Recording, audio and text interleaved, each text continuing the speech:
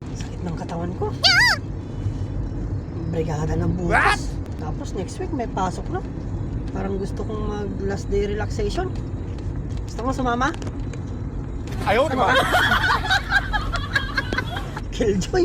Pero sige, sama na natin. Let's go!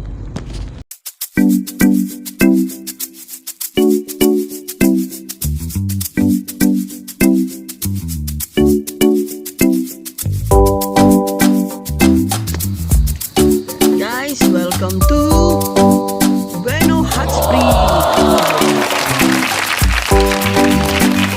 Nandito po tayo ngayon sa Bueno Hot Spring at magtatanggal tayo ng mga rayo-rayuma bago ang pasukan. Tatanggal kayo ng rayuma mo sa paa. Masakit kasi yung tuhod namin eh. Kasi yung balikat ko masakit na masakit. Kaya let's go! Try natin mag hot spring! Huh? Magkano pong entrance ate? Sige, 30. 30 daw. Pwede na tayo 60. Ano? Mura-mura oh. Makakapag hot spring ka na dito sa Tarlac. Let's go! Oh, tayo mo talaga oh. Tara na. Nagbayag mo. Maliit. Dalan ko. Dito po yan sa Bueno Bridge. Ay, Bueno Bridge ulit. I-google map nyo na lang. I-google map ko lang din naman. Ayaw, di ba? Mga gentle reminders po. Ayan. Check natin. So, check natin kung mainit nga guys. Uy, mainit nga. Wow. Siguro po nasa 70 degrees ang init oh. Kumukulo-kulo. Oh, mainit. Halika na. Guys, oh. Mainit. Ang ganda, oh. Ayan yung mga pool nila. Bawal ang maligo dyan. Kasi yan ang main source. And then, ito may dalawang pool na maliliit. Ay, no. Tingnan nyo po, oh, kung gaano siya kainit. Ay, ay, no. Kumukulo-kulo talaga. Parang super cool. Hindi lang ganong nakikita sa video pero as in kumukulo po eh. Sumusok pa nga eh. O yun oh. Mainit po talaga. Talagang marerelax ka.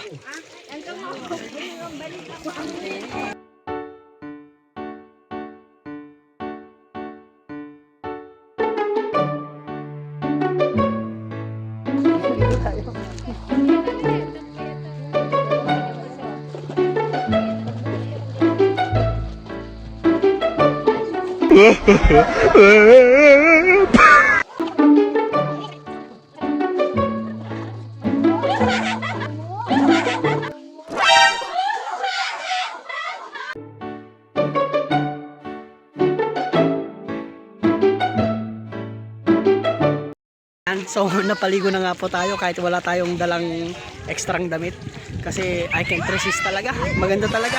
So kung ako sa inyo guys, try nyo pong pumunta dito sa Bueno Hot Spring. Malapit lang po yan sa monasteryo at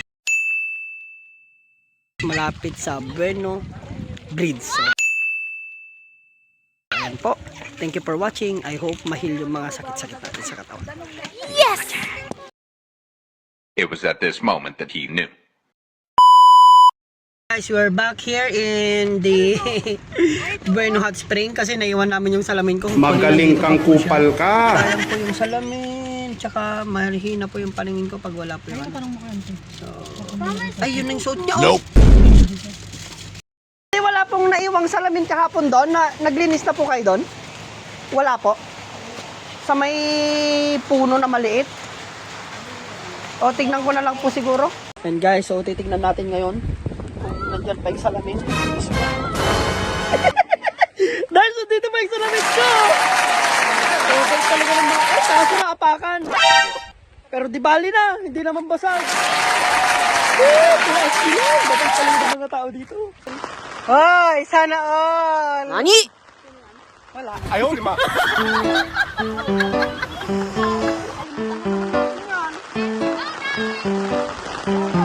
Wow, wag magdadive. Sarap kayla.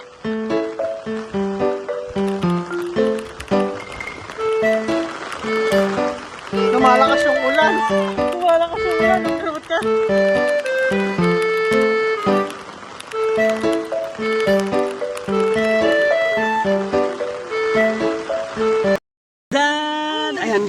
guys. At nakuha din namin yung salamin. Napakabait talaga ng mga tao dito.